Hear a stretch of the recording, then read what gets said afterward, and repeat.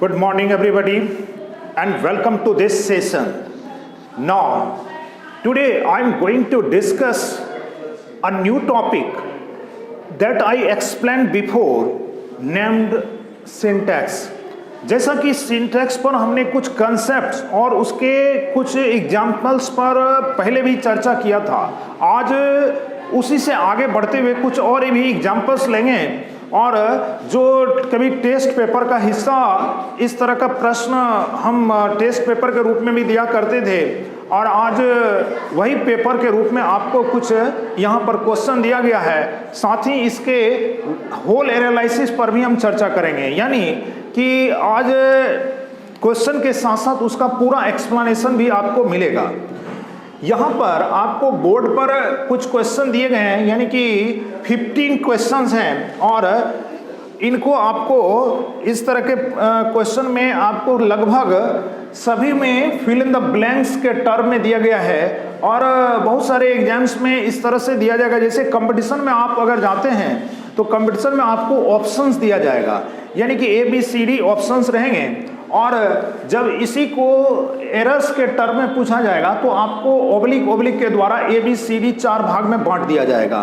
तो कहने का मतलब कि जब आपका कंसेप्ट क्लियर है तो चाहे वो फिल इन द ब्लैंक्स के टर्म में दे या फिर कॉमन एरर्स के रूप में दे या फिर मान लीजिए कि आपको डायरेक्ट दे दे और उसमें आपको इम्प्रूव द सेंटेंसेस के रूप में भी दिया जा सकता है। यानी कि अगर कंसेप्ट क्लियर है तो आपको किसी भी फॉर्म में वो क्यों ना दिया जाए, आप आसानी से उसको बना सकते हैं।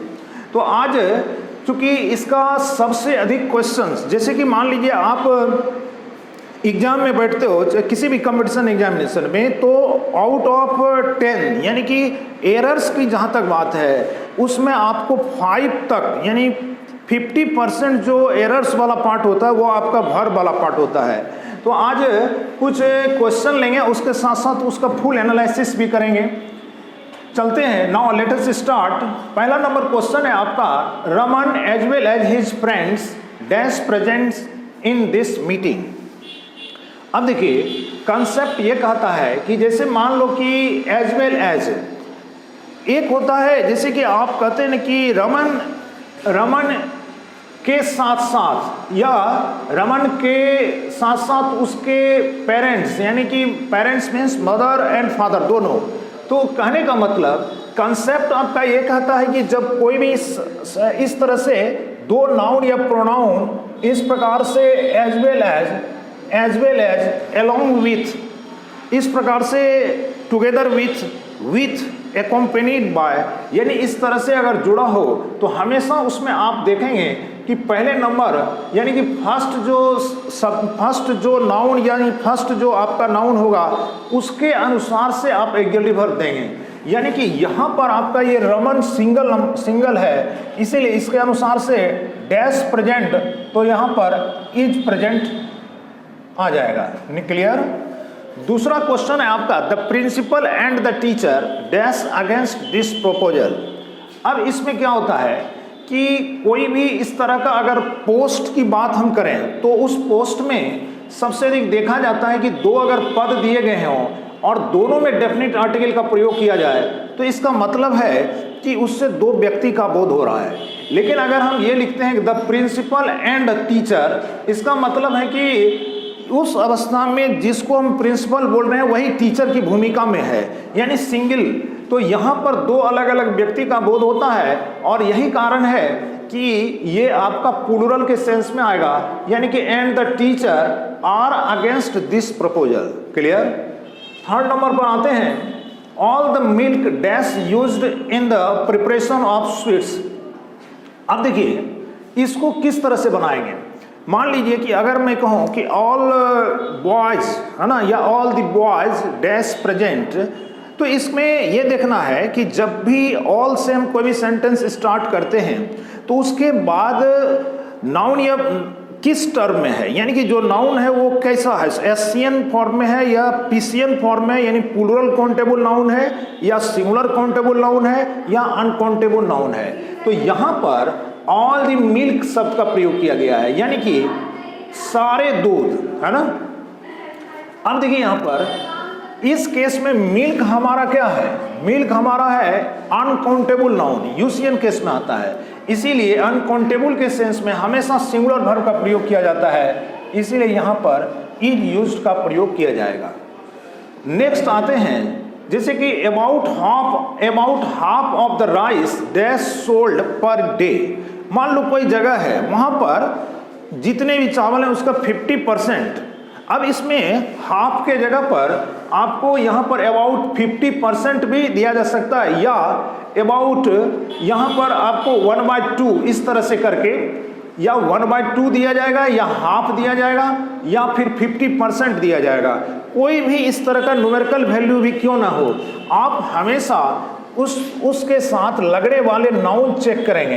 राइस हमारा क्या है, तो राइस हमारा मटेरियल नाउन है, और मटेरियल नाउन हमेशा सिंगुलर फॉर्म में प्रयोग किया जाता है, इसलिए about half of the rice is sold per day. Clear, यहां पर इज हो जाएगा। नेक्स्ट आते हैं, इट इज आई।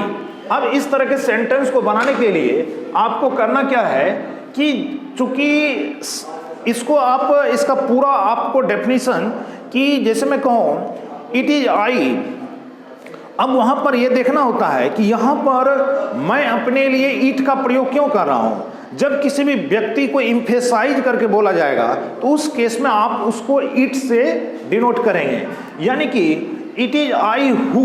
अब यहां देखिए WH वर्ड यहां पर रिलेटिव प्रोनाउन के रूप में कार्य कर रहा है, और रिलेटिव प्रोनाउन का एक खासियत है कि जब भी वो किसी सेंटेंस के बीच में इस प्रकार से आता है तो वो अपने रिलेट करने वाले, यानी कि अपने ठीक पहले वाले नाउन या प्रोनाउन के अनुसार ऑक्सिलरी वर्ब लेता है। तो इस केस में हु किसको जोड़ रहा है, यानी कि जो रिस्पॉन्सिबल है, तो कौन रिस्पॉन्सिबल है, तो मैं, यानी ये मैं ही हूं जो इस कार्य के लिए या इस बिजनेस में ह्रास के लिए जिम्मेवार हूं। तो इट इज आई हु, तो हु किसको जोड़ रहा है, आई को, तो आई के लिए हम क्या लगाते हैं, एम लगाते हैं, तो यानी हु एम रिस्पॉन्सिबल हो जाएगा for the loss of this business.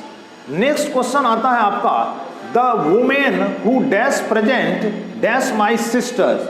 अब यहां पर यह देखना है, यहां पर वुमेन है आपका प्लूरल फॉर्म में, एक महिला नहीं, और उस केस में हु से उसको कनेक्ट कर रहे हैं, यानी फिर WH प्रोनाउन, तो यहां पर इसको WH किसको जोड़ रहा है, एक प्लूरल फॉर्म में हमारा यहां पर नाउन के टर्म में वोमेन दिया गया है, और WH प्रोनाउन जब वोमेन के जोड़ रहा है तो यहां पर आपको प्लूरल को जब जोड़ रहा है तो प्लूरल वर्ब आर प्रेजेंट। अब वो क्या है, तो मेरे बहन हैं, कहने का मतलब कि जब प्लूरल है तो are present are my sisters. Clear, clear यहां तक। अब यहां पर मान लो कुछ इस तरह का रहता कि डैश, इस केस में अगर मेन वर्ब रहता तो डैश, और मेन वर्ब मान लो कि पढ़ाते हैं इस विद्यालय में, तो वहां पर टीच नहीं होकर टीचेज, क्योंकि प्लूरल फॉर्म है, तो इस यहां पर चूंकि डबल आर का प्रयोग किया गया है तो सिर्फ ये बताने के लिए कि वो क्या है। क्लियर। नेक्स्ट क्वेश्चन आते हैं, जैसे मोर स्टूडेंट्स देन वन।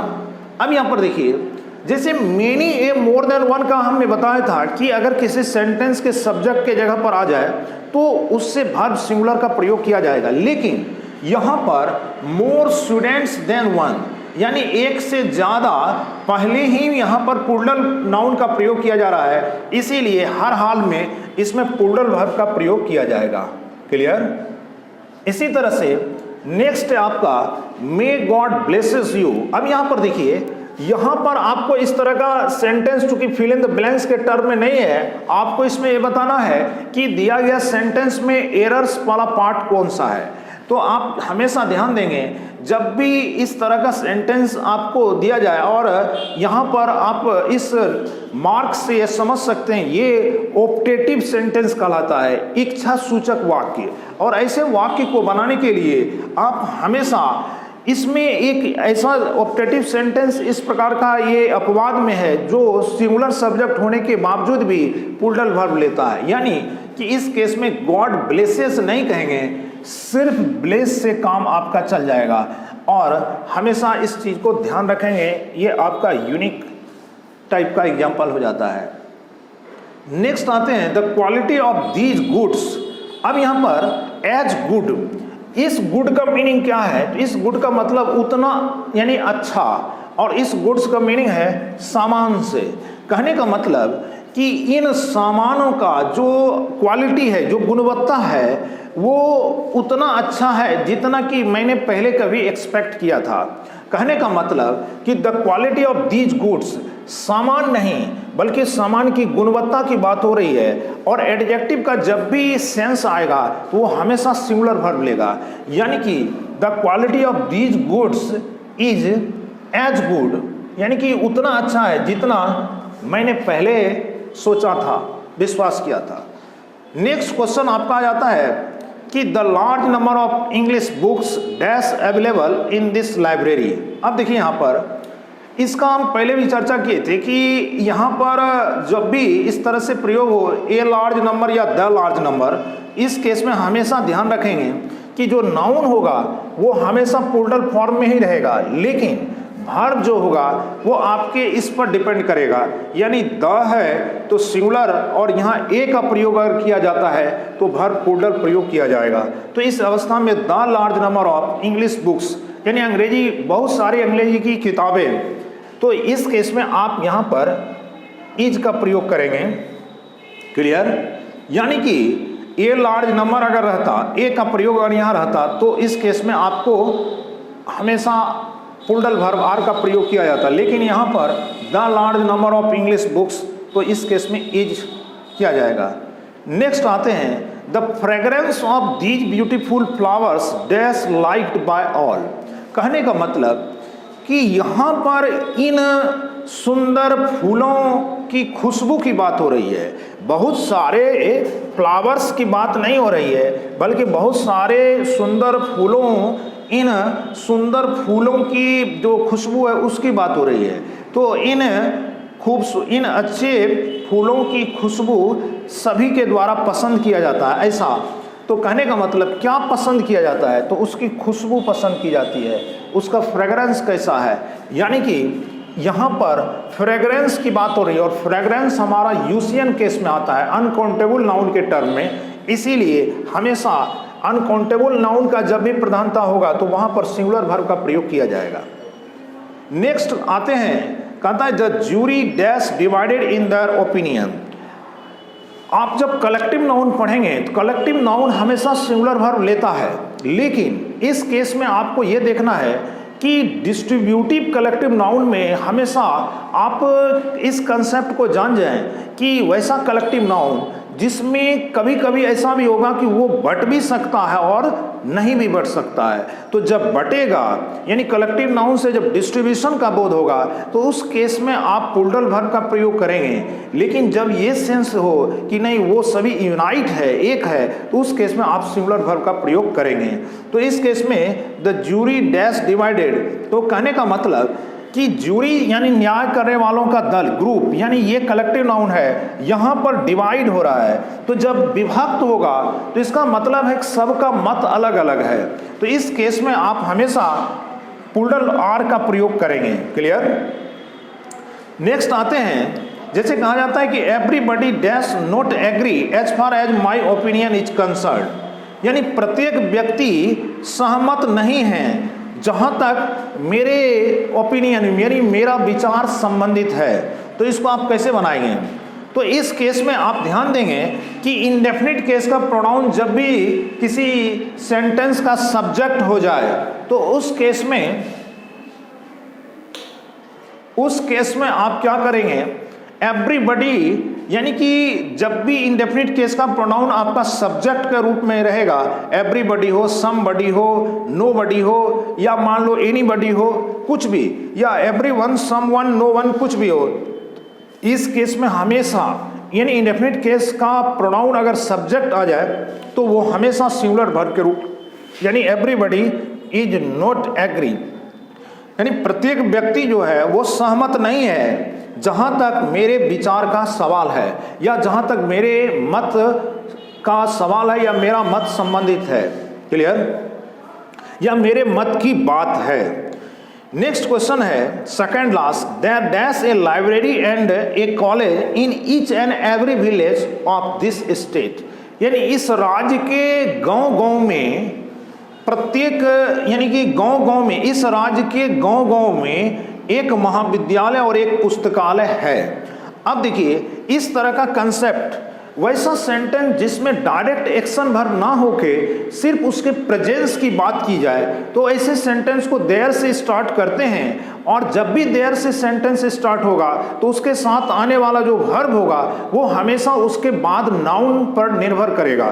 तो यहाँ पर नाउन के रूप में एक लाइब्रेरी भी है और यहाँ पर एक कॉलेज की भी बात हो रही है, इसीलिए यहाँ पर आपका नाउन दोनों मिल के एंड से जुड़े हैं, इसलिए प्लूरल सेंस मिल रहा है, इसलिए यहाँ पर हम उसको प्लूरल वर्ब के रूप में दिखाएंगे।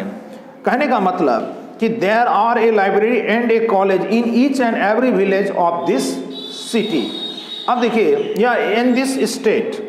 नेक्स्ट आपका लास्ट क्वेश्चन है, not only all villagers but also this person dash responsible for this evil work. अब देखिए इस केस के द्वारा आप समझेंगे इसको कि यदि कोई भी सेंटेंस का subject not only but also say जुड़ा हो तो उस केस में हम चेक करेंगे कि जब भी इस तरह का होगा तो आप लास्ट वाले नाउन या प्रोनाउन को चेक करेंगे। तो पहला नंबर है आपका ऑल विलेजर्स, सभी गांववासी, और दूसरा है सिंगल पर्सन यानी दिस पर्सन।